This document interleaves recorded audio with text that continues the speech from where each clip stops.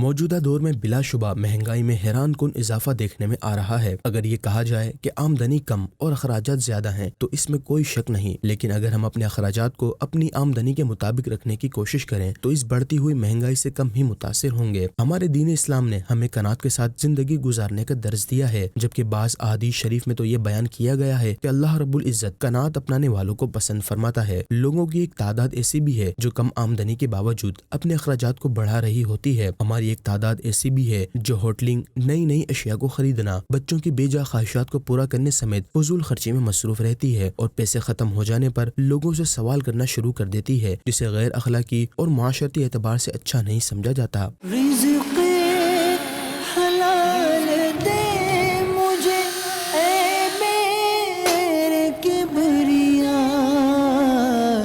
دیتا ہوں تجھ کو واسطہ تیرے حبیب کا۔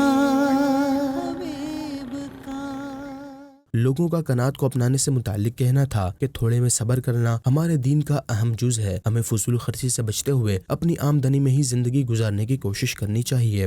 آپ رات کو دیکھیں، دن میں دیکھیں کہ ہوٹل کے باہر جو ہے نا کتنی لائنیں لگی ہوتی ہیں اور مساکین اور ضرورت مند لوگ کھڑے ہوتے ہیں، تو ہم قناعت کر کے ہم ان کی مدد کریں جس سے اللہ کی اور اس کے حبیب کی رضامندی ہو۔